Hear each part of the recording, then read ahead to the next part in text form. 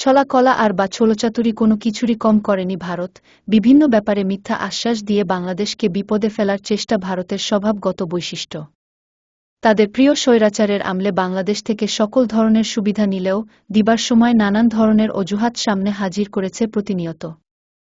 যেমন শুষ্ক মৌসুমে তিস্তার পানি আটকিয়ে রেখে তিস্তাকে মেরে ফেলা হয়েছে, অন্যদিকে বর্ষা মৌসুমে রাতের বেলা হঠাৎ করে বাঁধ খুলে দিয়ে ফসলি জমি সহ হাজার হাজার গবাদি পশুকে ভাসিয়েছে বন্যার পানিতে, তাতে কোনো কার্পণ্য বা অনুশোচনা বোধ করেনি দিল্লি।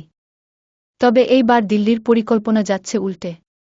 চিকিৎসা থেকে শুরু করে তিস্তা মহাপরিকল্পনা বাস্তবায়নে হাজির হয়েছে অন্যতম প্রভাবশালী দেশ চীন। আর তাতেই নরেন্দ্র মোদীর কপালে চিন্তার ভাঁজ স্পষ্ট হচ্ছে। নেপাল, ভুটানের মতো দেশও দিল্লিকে পাত্তা দিচ্ছে না, উল্টো দিল্লিই তাদের হিস্সা দিতে বাধ্য হচ্ছে। ফলে বাংলাদেশকেও তাদের হিস্সা বুঝে দিবার সময় এসে গিয়েছে। এতদিন বিনামূল্যে যে সুবিধাগুলা ভোগ করেছে তার ন্যায্য হিসাব দিতে হবে, এটা ভেবেই যেন তাদের গলা শুকিয়ে আসছে। তাই ডক্টর মোহাম্মদ ইউনূসকে হটাতে তাদের পরিকল্পনা চলছে দিনরাত। কিন্তু কোনো পরিকল্পনাই যে আর কাজে দিবে না সেটা হাড়ে হাড়ে বুঝতে পারছে দিল্লি। এদিকে চীন 1000 বেডের উন্নত মানের হাসপাতাল উপহার দিচ্ছে, এবং সেটা হবে তিস্তার আশেপাশেই। তিস্তা চুক্তি মমতা ব্যানার্জির কারণে হচ্ছে না বলে মোদি সব সময় বলে আসছে, কিন্তু বিশেষজ্ঞরা মনে করেন মমতাকে শুধু ঢাল হিসাবে ব্যবহার করেন নরেন্দ্র মোদি। কিন্তু ডক্টর ইউনূসের চীন সফরে সব কিছু গিয়েছে উল্টে।